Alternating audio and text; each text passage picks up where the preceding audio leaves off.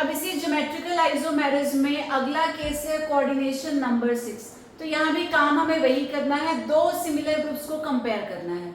तो first is like MA4B2 type, 4 ligand same है, इनसे हमें मतलब नहीं है, बट जो 2 लिगेंड सेम है, 2 से हम कंपैरिजन करके रिजल्ट निकालेंगे।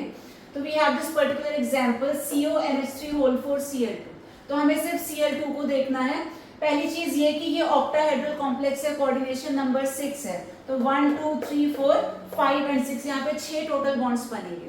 अब ये जो दो सेम ग्रुप्स हैं, if they are present together, एक साथ हैं, तो इस फॉर्म को हम बोल देते हैं सिस। और वही सेम वाले ग्रुप्स अगर ऑपोजिट साइड्स में आ गए तो ये बन जाता है trans. The next category is MAA/B2। अब यहाँ क्या है, AA का मतलब बाइडेंटेट लिगेंड है और कैसा है, सिमेट्रिकल है। AA दोनों सेम हमने लिखे हुए हैं लिगेंड्स, तो ये सिमेट्रिकल वाला है और ये भी दो लिगेंड सेम है। अब हमारी मर्जी है, क्योंकि ये भी सेम और ये भी सेम, हम किसी भी एक पेयर को कंपेयर कर सकते हैं। अब टोटल बॉन्ड्स यहाँ भी 6 ही बनेंगे, 1 2 3 4 5 एंड 6।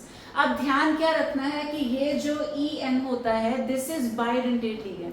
तो यहाँ कई स्टूडेंट्स कंफ्यूज हो जाते हैं, वो इसको स्क्वायर प्लेनर मान के सॉल्व कर देते हैं, जबकि जो EN है, EN is a bidentate ligand. ठीक है, ये टोटल 2 बॉन्ड्स बनाता है, तो 2 × 2 4, 4 बॉन्ड्स तो यहाँ बन रहे हैं और 2 ये, टोटल 6 बॉन्ड्स हो गए। अब आप किन्हीं भी दो ग्रुप्स को देख लो, तो Cl थोड़ा सिंपल है, इसको देख लेते हैं। Cl आर प्रेजेंट टुगेदर, ये फॉर्म हो जाएगी सिस, और वही Cl जब ऑपोजिट डायरेक्शंस में प्रेजेंट है, इस फॉर्म को हम बोल देंगे ट्रांस।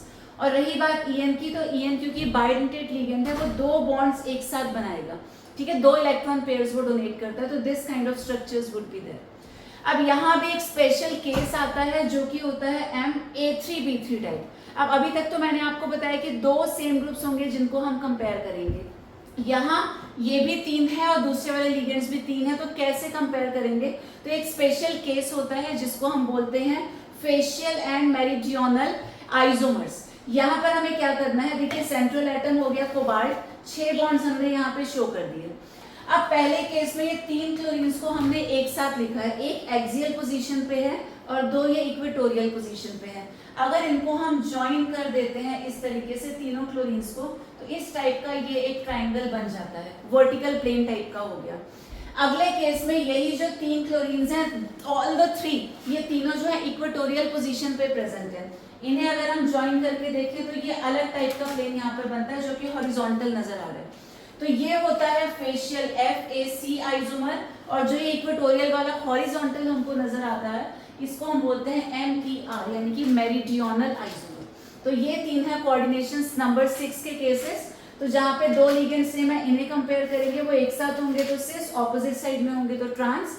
हम लोग बाइडेंटेट लिगेंड भी यूज कर सकते हैं, तो यहाँ भी सेम है, 2 ग्रुप्स को चेक करना है, साथ साथ में है तो सिस, ऑपोजिट साइड में तो है ट्रांस। और स्पेशल कैटेगरी क्या है, फेशियल एंड मेरिडियोनल MA3B3।